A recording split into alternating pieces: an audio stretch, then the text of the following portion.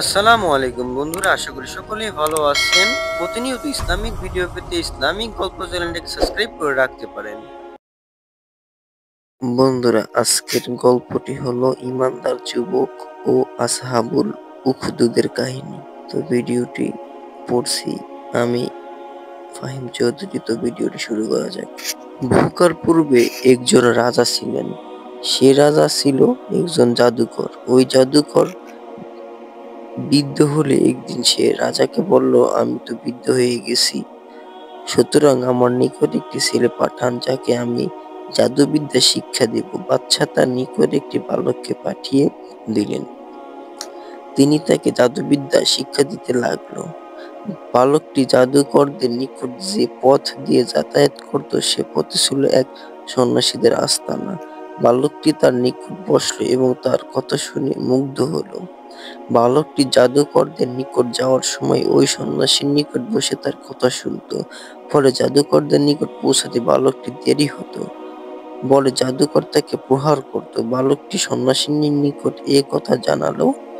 তিনি বালককে শিখিয়ে দেন যে, তুমি যদি জাদুকরকে ভয় করো তাহলে সে বলবে, বাড়ির লোকজন আমাকে পাঠাতে বিলম্ব করছে, এবং বাড়ির লোকজনকে ভয় পেলে বলবে, জাদুকরই আমাকে ছুটি দিতে বিলম্ব করছে।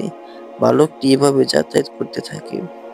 একদিন পথে সে দেখলো একটি বৃহদাকার প্রাণী মানুষের চলাচলের পথ রোধ করে বসে আছে। বালকটি ভাবলো, আজ পরীক্ষা করে দেখব যে জাদুকর শ্রেষ্ঠ না সন্ন্যাসী শ্রেষ্ঠ। অতঃপর সে একটি প্রস্তুত খণ্ড নিয়ে বলল, হে আল্লাহ, যা জাদুকরের কার্যকলাপ অপেক্ষা সন্ন্যাসী কার্যকলাপ যদি তোমার নিকট অধিকতর প্রিয়ত হয়, তবে এই প্রাণীকে এই পুস্তারাঘাত মেরে ফেলো,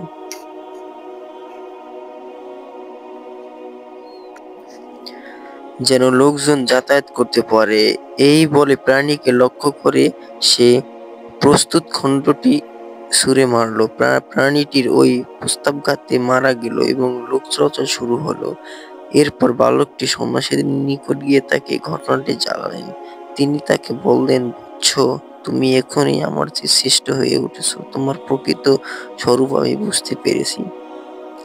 শীঘ্রই তোমার পরীক্ষার সম্মুখীন হতে হবে। যদি তুমি পরীক্ষার সম্মুখীন হও, তাহলে যে আমার কথা প্রকাশ করে দিও না।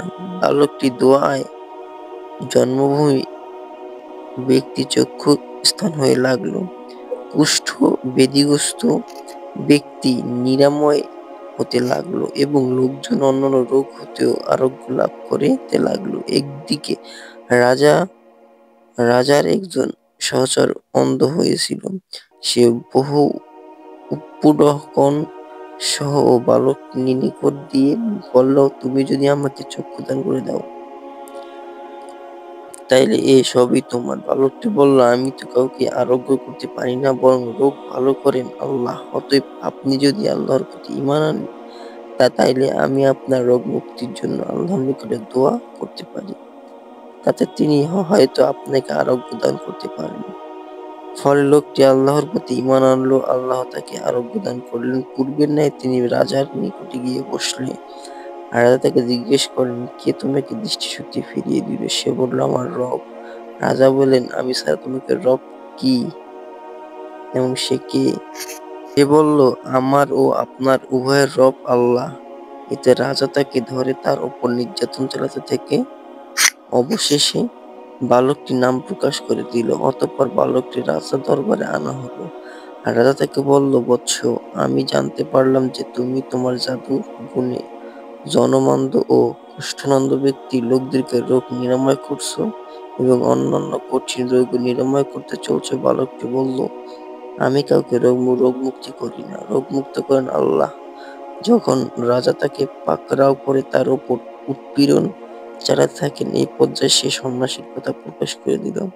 তখন সন্ন্যাসীকে ধরে আনা হলো এবং তাকে বলা হলো, তুমি তোমার ধর্ম পরিত্যাগ করো। কিন্তু সে অস্বীকৃতি জ্ঞাপন করল। তখন রাজার আদেশক্রমে করতল নিয়ে আসা হলো। তিনি তার মাথার মাঝখান থেকে বসালো এবং তার মাথা ও শরীর চিরে দ্বিখণ্ডিত করে ফেললেন।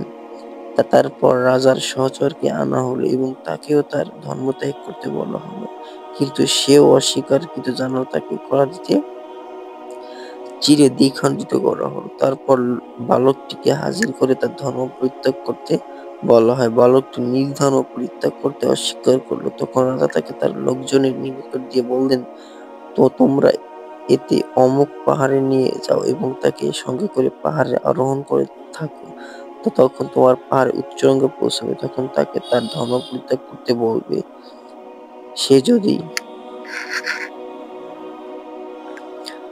অতঃপর রাজার হুকুম দিলেন, যে ব্যক্তি বালকের ধর্ম পরিত্যাগ করবে না তাকে ওই আগুনের মধ্যে নিক্ষেপ করে পুড়িয়ে মারো, অথবা তাকে বলবে তুমি এই আগুনে ঝাঁপ দাও।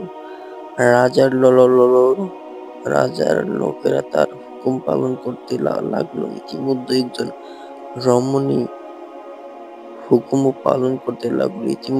রমণীকে তার শিশু সন্তান সহ উপস্থিত করা হলো। রমণীর আগুনে ঝাঁপ দিতে স্তোত্র করতে থাকে। শিশুটি বলে উঠল, মা, সবর অবলম্বন করুন, কেননা আপনি হক পথে আছেন। পবিত্র কোরআনে সূরা বুরুজে এই ঘটনাটির দিকে ইঙ্গিত করা হয়েছে। ধ্বংস হয়েছিল গতওয়ালা